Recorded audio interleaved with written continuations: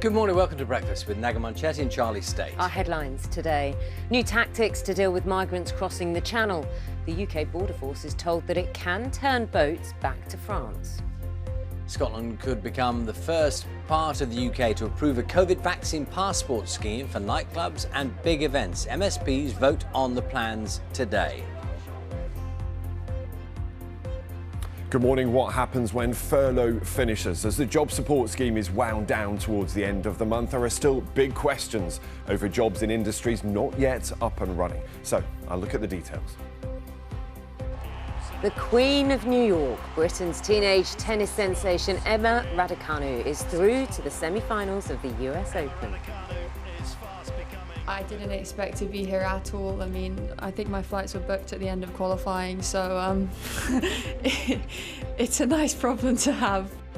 Indeed it is. Now, frustration for England as they drop their first points in their World Cup qualifying campaign. Despite this stunning strike from captain Harry Kane, Poland rescued a late draw in Warsaw.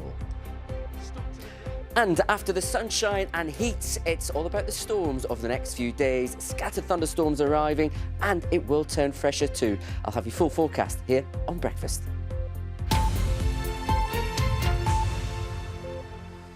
Good morning. It's Thursday, the 9th of September. Now, boats carrying migrants across the Channel from France could be turned back at sea. These are new tactics authorised by the Home Secretary, Priti Patel.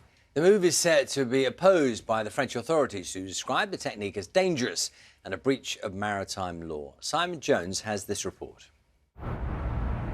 More than 1,500 migrants have reached the UK by boat this week alone. Britain says the numbers are unacceptable, France unsatisfactory. A meeting between the Home Secretary and her French counterpart, Gérald Darmanin, yesterday was described as constructive, but failed to agree new measures to prevent the crossings. Now Priti Patel plans to use so-called pushback tactics to force boats back into French waters in limited circumstances and only when it's considered safe to do so. It's a technique that's controversially being used by the Australian authorities, who towed migrant boats back to Indonesia, saying it helped restore the integrity of their borders. Critics claim it's damaged the country's reputation. The British government says it needs to use every possible tactic at its disposal to tackle the vile trade in people smuggling, and Border Force staff are already being trained. The French government believes the technique is dangerous and against international maritime law. The Home Office, though, has taken legal advice suggesting otherwise, but it's likely to strain the already tense relations between Britain and France further. Simon Jones, BBC News. Scotland could become the first part of the UK to introduce COVID vaccination passports. Proof of a double jab will be required to gain entry into nightclubs and large-scale events. The Scottish Parliament will vote on the measures today. The First Minister, Nicola Sturgeon, says it will help reduce a recent surge in coronavirus cases, but concerns have been raised about how it will all work. Our Scotland correspondent Lorna Gordon explains. This was a big game for Scotland, for what it meant for the national side, and in terms of numbers, with more than 40,000 football fans attending. The next time Scotland play at home, though, they might need a COVID passport to attend. We'll get them. We're old enough, we're double jabbed, so... People are getting COVID tests, etc., so why do they need the passport? I think it's a bad idea because it's their choice, isn't it? I work in NHS, I work in the COVID ward, and I agree with it. We need it.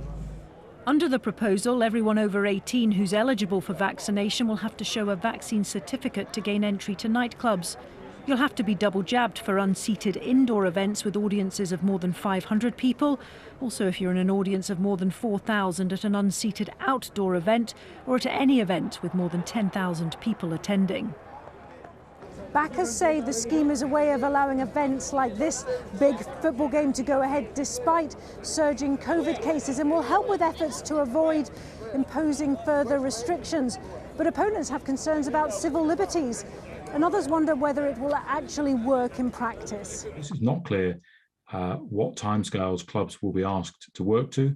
It's not clear what can be done for those people who don't have a smartphone to be able to download QR codes and engage with the technology.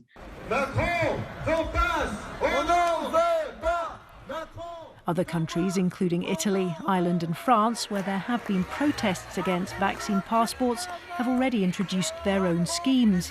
Experts say it has led to an uptake in vaccinations. France brought this in when they were having a real problem with vaccine uptake, and the day after the policy was announced, nearly 1 million people booked their jabs, and it's estimated that around 7 million extra vaccinations have been given because of the introduction of vaccine passports. England has plans to introduce vaccine certification.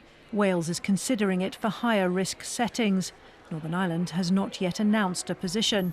Holyrood will debate it later. The Scottish Government insists vaccine certification is a limited, targeted and proportionate response to a very difficult situation.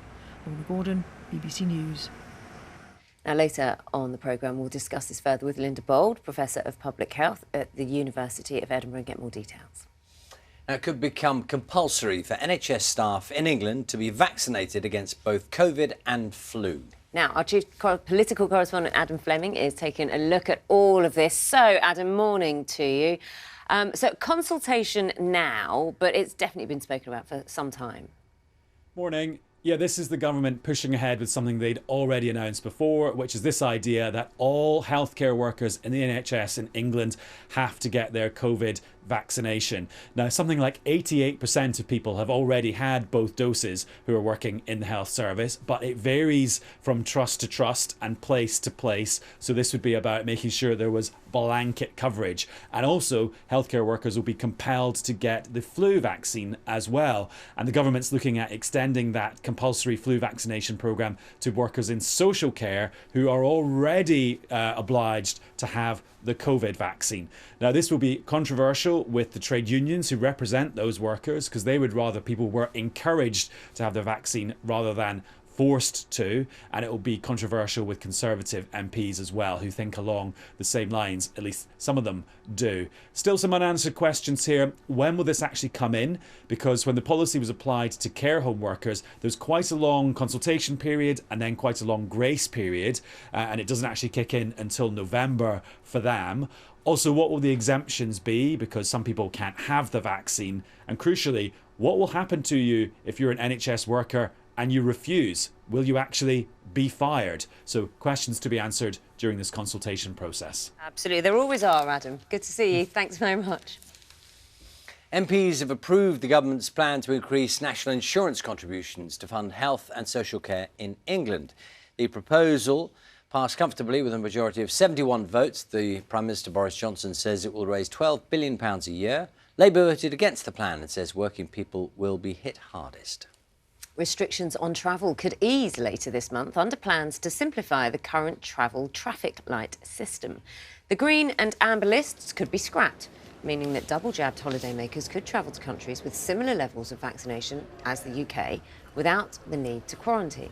Those arriving in the UK from high-risk destinations would still be required to isolate for 10 days in a hotel. The government says any changes will be announced by the 1st of October.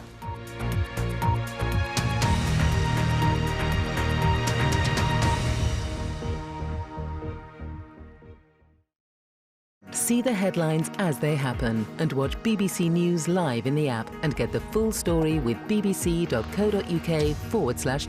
Follow the story for all the latest with BBC News.